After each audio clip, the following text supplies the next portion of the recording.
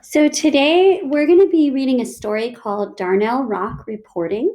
And this is a realistic fiction story. So it's not a true story, but it's based on some things that could happen or have happened in real life. And the theme of the story is community action, and the boy uses persuasion. So there's a boy named Darnell Rock, and he sees a problem in his community and tries to persuade others to take action with him to solve the problem, or at least to improve the problem. So the theme is really community involvement. And what we would have talked about had we not been during battling the coronavirus is we would have just talked about the question of, have you ever looked around your school or community and noticed things that need improvement? And we would have found some projects to work on to help our school and also to help our community. And I had planned for us to take a field trip down to the mayor's office and meet with the mayor and talk about what are some problems that our town of Watsonville is facing, and what are some concrete steps or projects that kids could do to improve that. So it might have been things like beautification projects or native plant restoration, or we may have done something, some sort of a festival or a fundraiser. I'm not sure what you guys would have chosen. But things are really different, being that we are now quarantined in our homes and doing remote learning. So I had kind of set aside this idea of doing the community service project.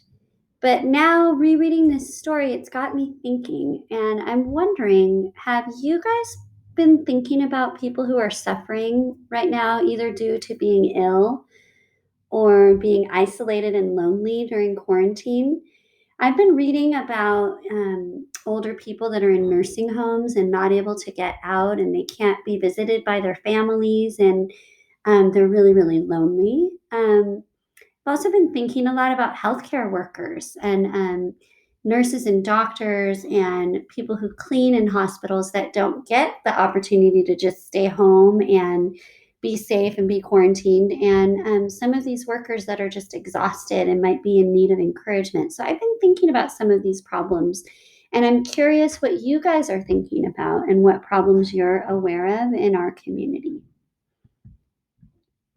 So, in the story you're about to read, the main character, Darnell, noticed something in his community and took action.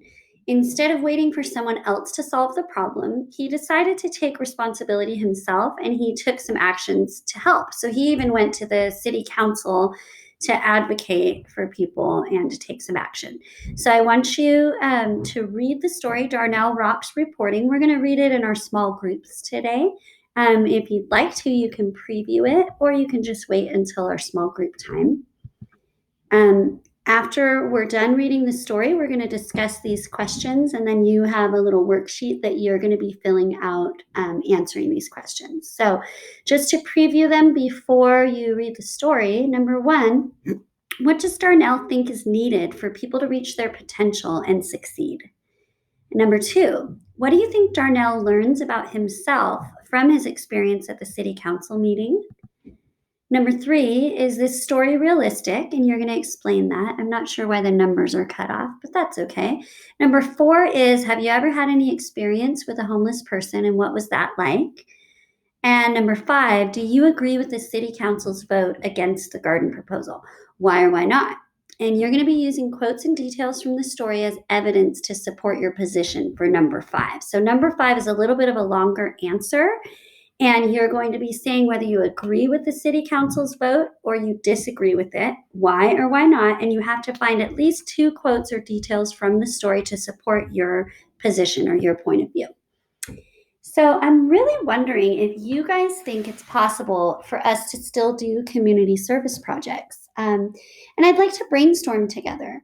So we're going to go ahead and also read the section that's called Volunteer on pages 586 to 588 in your Journeys book.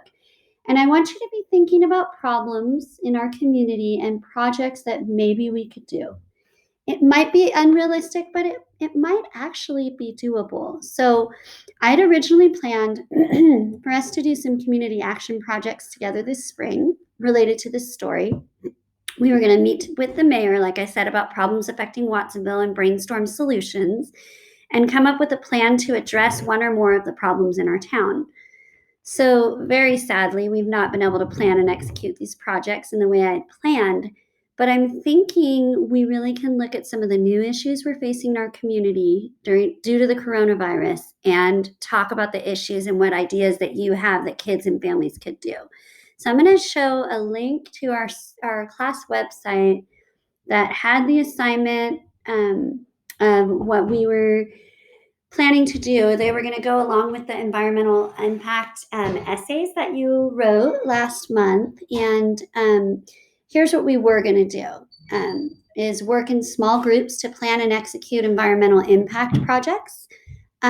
You were going to research how human behavior affects our local habitats and animals and the plants that live there. Human impacts aren't always negative. So when people are intentional, they can have a very positive effect on local habitats. And that's really happened in the Monterey Bay. There's been a lot of research about once the Monterey Bay was turned into a sanctuary, how all sorts of wildlife came back and the health of the habitat is so much better. So once you start looking for them, you will find many people doing good in our community. And so what I would have had you do is choose a location, either a local redwood forest, a slough, or a beach, and plan a project that would either reduce the negative impacts or cause a positive impact. And we were going to do this around Global Youth Services Weekend. Um, so obviously that didn't happen this year, but we can be thinking about other ways that we can affect our community in a positive way.